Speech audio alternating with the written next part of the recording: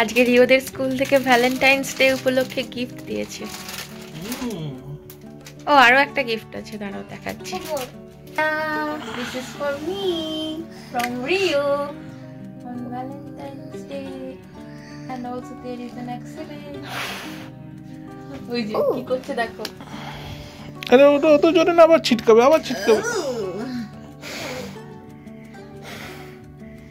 আচ্ছা অল্প একটু ঢোকা, পুরোটা না। একটা কার্ড বানিয়েছে রিও আমার জন্য, আর ভিতরে লেখা আছে to mummy happy valentine's day love Rio.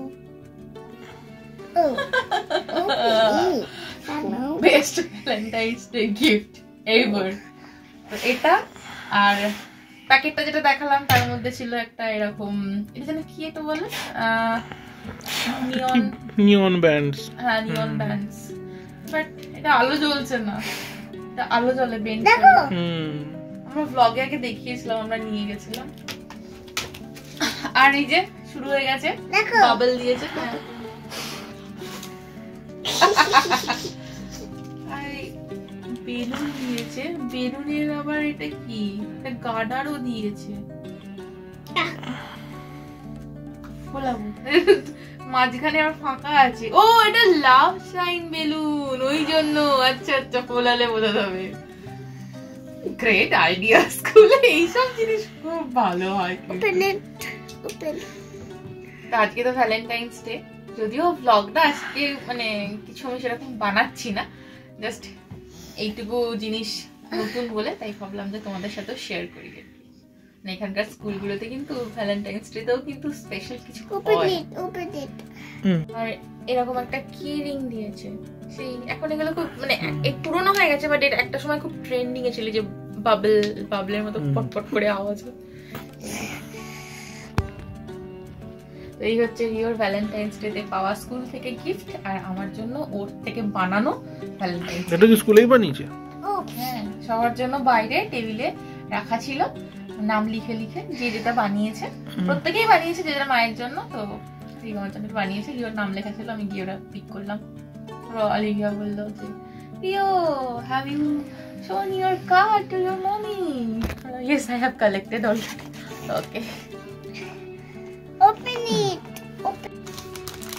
আর মনোজিৎ আমাকে ভ্যালেন্টাইন্স ডেতে এই সুন্দর ফুলের বোকেটা দিয়েছে, দুপুরবেলাতেই এনেছে। তো আমি আর প্যাকেট থেকে বার করিনি, জলের মধ্যেই দিয়ে রেখেছি। রিও স্কুল থেকে এসে 4টের সময়। আজকে রিওদের স্কুল হয়ে ছুটি পড়লো এক সপ্তাহের জন্য, হাফ টার্ম ব্রেক। আর ফিরে এসে এতক্ষণ খেলাধুলা করে এখন উনি খেতে বসেছেন। রিও আমার জন্য ভ্যালেন্টাইন্স ডে গিফট বানিয়ে এনেছে, তাই রিওর গিফট হচ্ছে আজকে চিকেন কিমা রাইস নুডলস। ভালো হয়েছে রিও? ওকে, কেন? ঠিক আছে। পল পল পল পল, আস্তে করে। ব্যাস ব্যাস, এবার ভিতর দিকে ঠেলো। ব্যাস ব্যাস, এবার এটাকে ঠেলো, ভেতর দিকে ঠেলো। ঠেলো ঠেলো ঠেলো ঠেলো। আর ওদিকে ব্যাস ব্যাস, ওটাকে ধরে এবার টান, ওটাকে ধরে টান। হ্যাঁ টান। It's my Valentine gift. No, that is mine. Your gift? Okay.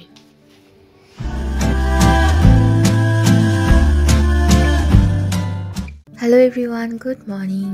Welcome to my channel. Beautiful জার্নির একটা নতুন ব্লগে সবাইকে স্বাগত জানাই। আশা করছি তোমরা সবাই খুব ভালো আছো। আজকে হলো শনিবার, এখন ঘড়িতে পাচ্ছে 11:15। আজকে ঘুম থেকে উঠেছি অনেক দিন পরে, অনেকটা বেলা করে, প্রায় 9:30টার সময়। তো গতকাল মনোজিৎ আমাকে ভ্যালেন্টাইন্স ডে উপলক্ষে সুন্দর গোলাপের তোড়াটা দিয়েছিল, আর কালকে জাস্ট এমনিই রেখে দিয়েছিলাম জলের মধ্যে যাতে শুকিয়ে না যায়। আজকে সকালবেলায় ওর সাথে দেওয়া ফ্লাওয়ার ফুডটা জলের মধ্যে দিয়ে ভাসের মধ্যে রেখে দিলাম। কি মিষ্টি লাগছে না দেখতে, সত্যি সাদা ফুলের যেন সৌন্দর্যটাই আলাদা, যেমন তার তাৎপর্যপূর্ণ আর তেমনি তার রংখানা। এনিওয়েজ, তো ওখান থেকেই একটা গোলাপ নিয়ে কাঁচের এই বোতলটার মধ্যে একটু জল দিয়ে আলাদা করে রাখলাম। এটাকে একটা অন্য জায়গায় রাখবো।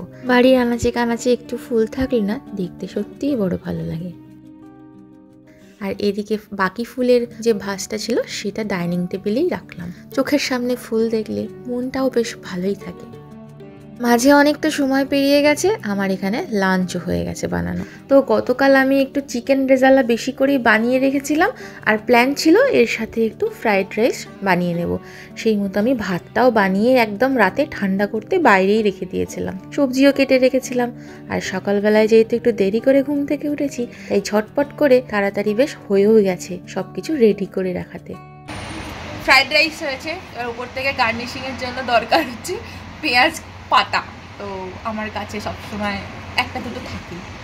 এই হচ্ছে আমাদের হাতের পাঁচ, এটাকে এখন কেটে নিয়ে যাবো। এটা সেই কবে আমি লাগিয়েছি, এখনো দেখছি যে বেঁচে আছে। বাইরে প্রচন্ড ঠান্ডা। পেঁয়াজ পাতাগুলো ধুয়ে ছোট ছোট টুকরো করে উপর থেকে ছড়িয়ে দিলাম। আমার ফ্রাইড রাইস একদম কমপ্লিট। ইচ্ছা আছে বিকালের দিকে বেরোবো, যদিও ওয়েদার খুবই বাজে, একদম মেঘলা করে রয়েছে, বৃষ্টিও হচ্ছে ঝিরিঝিরি মাঝে মাঝে, ঠান্ডাও রয়েছে। তবে এই ঠান্ডা ঠান্ডা ওয়েদারে ছুটির দিনে একটু অন্যরকম স্ন্যাক্স বানাবো বলে এখন ফ্রিজ থেকে চিংড়ি মাছের বক্সটা বার করে নিয়েছি।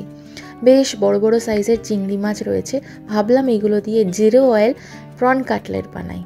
তো বেশ কিছুদিন আগে আমি একটা জিরো অয়েল চিকেন রেসিপি দেখেছি, আর কদিন আগে আমি তোমাদের সাথে কিন্তু ভেজিটেবল চপের রেসিপিও শেয়ার করেছি একদম বিনা তেলে। তো ভাবলাম সেই আইডিয়াকেই কাজে লাগিয়ে এই মাছটা দিয়ে আজকে বানাই প্রন কাটলেট।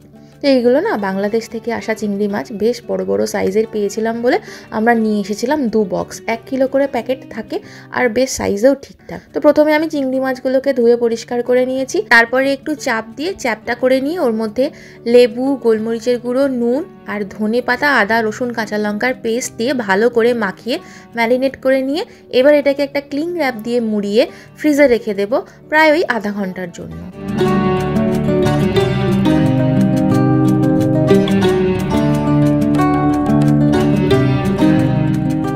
তারপর ফ্রিজ থেকে আমি ম্যারিনেট করা চিংড়ি মাছগুলো বার করে ক্লিং র্যাপটা সরিয়ে লেবুগুলোকে আগে সরিয়ে দেবো। বেশিক্ষণ লেবু এরকমভাবে দিয়ে রাখলে কিন্তু তেতোও হয়ে যেতে পারে, তাই খুব বেশি সময় রাখার দরকার নেই, এমনিতেই চিংড়ি মাছ বেশ সফট হয়।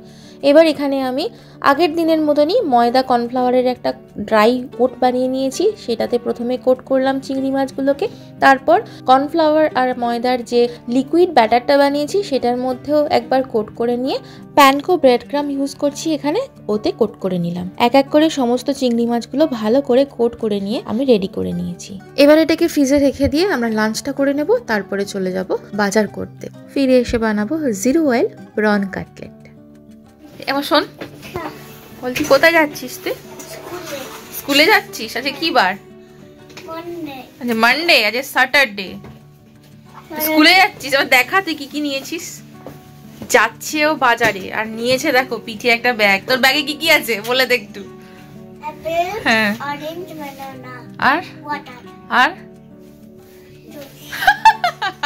তোমাদেরকে মনে হয় রিও বাজার করতে যাচ্ছে না পিকনিক করতে যাচ্ছে? সব ফ্রুটের বংশধরদেরকে নিয়ে যাচ্ছে। চল, okay, bye bye, see you later. আর আমরাও এখন খেয়ে দিয়ে দুপুরবেলায় বেরিয়েছি সপ্তাহের বাজার করতে। আমাদের কাজ নতুনত্ব কিছু জীবনে, but I feel happiness in this shopping. আমরা যাচ্ছি একটা কাছাকাছি আমাদের চাইনিজ স্টোরে, আর এই যে যাওয়ার পথে লাল মতো বিল্ডিংটা দেখছো, এটা হলো ম্যানচেস্টার ফায়ার স্টেশন। দেখেছো আমি দাঁড়িয়ে ভিডিও করছি, আর অমনি বাবা আর ছেলেতে মিলে কতটা এগিয়ে গেছে। এটা একটা retail plus wholesale Chinese store, এখানে এশিয়ান অনেক কিছু পাওয়া যায়, তাই এখানে মাঝে মাঝে আমরা আসি। ওই যে এঁচোড় রান্না করেছিলাম ওটাও এখান থেকেই নেওয়া। আজকে এসেছি এঁচোড়ের সাথে আরও কিছু কয়েকটা জিনিস নিতে। তবে তার আগে চলো তোমাদেরকে একটা ইন্টারেস্টিং জিনিস দেখাই। এখানে সচরাচর কোনো স্টোরেই কিন্তু ডাব দেখতে পাওয়া যায় না, তবে নারকেলের দেখা যে কোনো ব্রিটিশ গ্রসারি স্টোর বা ইন্ডিয়ান, পাকিস্তানি, বাংলাদেশি যে কোনো দোকানেই পাওয়া যায়। তবে এইখানেই প্রথমবার অনেকদিন পরে আমি ডাবের দেখা পেলাম। ডাব হচ্ছে স্ক্যান করলে খুলে যাবে নাকি? কিউআর কোড দেওয়া আছে, স্ক্যান ফর ইনস্ট্রাকশন। ও আচ্ছা, ডাব কি করে খেতে হয় স্যার? এই যে এটা কাঠিটা দেওয়া আছে, কিভাবে খাবে সেটার ইনস্ট্রাকশন দেওয়া আছে, একটা স্ট্র আছে, আর এটা হচ্ছে পুরো ডাবের জাস্ট খোসাটা ছাড়িয়ে জাস্ট ভেতরের অংশটুকু রাখা আছে। একটা ডাবের দাম, ডাব কি করে খেতে হয় তারও কিউআর কোড। একটা ডাবের দাম হচ্ছে 3.75। এই যে ফ্রেশ কোকোনাট। এইগুলো যেহেতু খোসা ছাড়ানো রয়েছে আর যাতে অনেক দিন পর্যন্ত ভালো থাকে তাই জন্য এগুলো ফ্রিজেই রাখা থাকে। আর এই যে দেখো আরেকটা পাশে রাখা ছিল, সেটা আবার প্লাস্টিকের কভার করে উপরে ছিদ্র পর্যন্ত করা আছে, জোরে একটু প্রেস করলেই ওটা খাওয়ার মতো অবস্থায় চলে আসবে। আর এক ধরনের ডাবের জল পাওয়া যায়, সেটা হচ্ছে এরকম টেট্রা প্যাক। এটার দাম অবশ্য কম, 1 লিটারের দাম 1.99 পাউন্ড, মানে ওই 200 টাকায় 1 লিটার পাওয়া যায়। এনিওয়েজ এটা কনসেন্ট্রেট থেকেও তৈরি নয়, একদম 100% কোকোনাট ওয়াটার, ইনগ্রেডিয়েন্টেও তাই লেখা থাকে। তবে এখানে যখন গরম পড়ে তখন কিন্তু এটা খেতে বেশ ভালোই লাগে।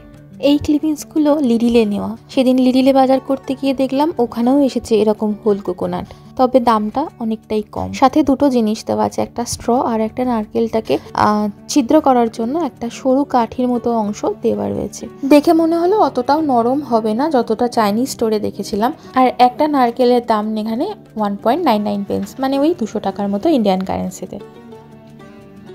আজকে আমরা এসেছি মেনলি এঁচড় নিতে, কারণ আগের দিন আমরা এঁচড় খেয়ে এত পছন্দ হয়েছে, তাই ভাবলাম যে আবার একটা ক্যান নিয়ে আসি, পরের দিন আবার বানানো যাবে। এখানে 3 রকমের ক্যানে করে এঁচড় বিক্রি হচ্ছে, যার মধ্যে একটা রয়েছে একদম কুচি কুচি করা, আর এটা ওয়াটারের মধ্যে রয়েছে, সাথে রয়েছে চাঙ্ক যেটা আগের দিন দেখিয়েছি সেরকম, সেটাও একটা রয়েছে জলের মধ্যে চোবানো, আর একটা রয়েছে ব্রাইন, মানে ওই নুন আর জলের মধ্যে চোবানো।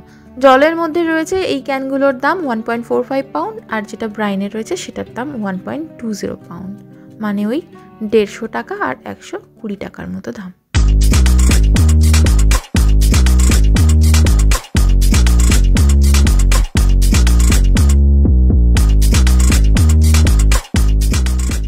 এছাড়াও এখানে যে কী কী পাওয়া যায় তার উপরে একটা ডেডিকেটেড ভিডিও আমার চ্যানেলে অলরেডি রয়েছে, তোমরা চাইলে দেখতে পারো। বাড়ি ফিরে এসে একটু রেস্ট নিয়ে এখন সোজা চলে এসেছি কিচেনে। এখন প্রন কাটলেটগুলোকে ফ্রিজ থেকে বার করে নিয়ে ওভেনে দেবো গ্রিল করার জন্য।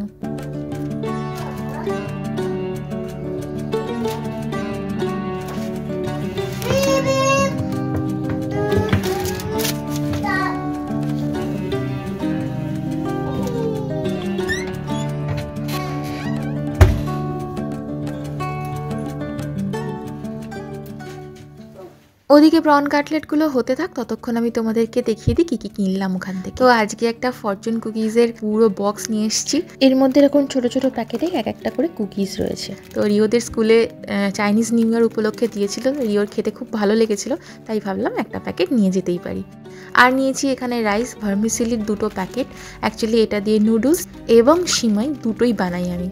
আর নিয়েছি নুডলসের আরও 2টো প্যাকেট, একটা এগ নুডলস নিয়েছি আর একটা এমনি নর্মাল চাইনিজ নুডলস নিয়েছি। এর সাথে নিয়েছি আরও একটা নুডলসের বিশাল বড় প্যাকেট, সেটা হচ্ছে উডান।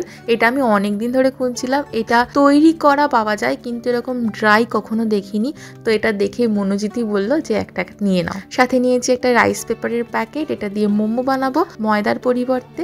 আর একটা নিয়েছি মোচার কন্টেনার। আর এঁচড় তো নিতে গেছিলাম, ওটাও একটা প্যাকেট নিয়ে নিয়েছি। এবারে নিয়েছি ওয়াটারে রয়েছে যেরকম এঁচড় সেই ক্যানটা। তার সাথে নিয়েছি একটা নতুন সবজি, এটা আমি আমাদের ওখানেও দেখেছি তবে কখনো কিনিনি, এখানে বেশি দাম দিয়ে মনে হলো একটা কিনে দেখি, তাই কিনলাম। চাউ চাউ এটার নাম। আর নিয়েছি নড়ি বা সুশি বানানোর যে র্যাপারটা হয় সেটা, সিউইড। এটাতে 5টা রয়েছে, বানাবো বলে নিয়ে এসেছি, দেখি কবে বানিয়ে উঠি। আর নিয়েছি তার জন্য সুশি রাইস, এটা ছাড়া তো সুশি বানাতে পারবো না। আর চালগুলো দেখো খুব মোটা মোটা আর চিপচিপে টাইপের হয়, তো এই জিনিসগুলোই ওখান থেকে আজকে কিনে নিয়ে এসেছি। ওদিকে আমার প্রন কাটলেট রেডি, এবার প্লেটে সাজিয়ে নিই চলো। একটু টমেটো সস নিয়ে নিলাম, কাসুন্দি হলে আরও ভালো হয়, সাথে একটু স্যালাড। আর প্রন কাটলেটগুলো এত সুন্দর দেখতে লাগছিল, তোমাদেরকে শোনাবো যে কতটা মুচমুচে হয়েছে খেতে।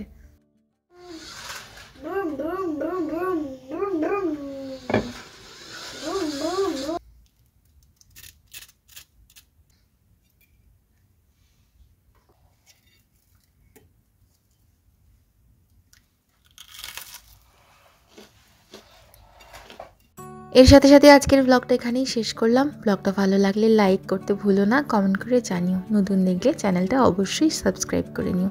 সবাই ভালো থেকো, টাটা।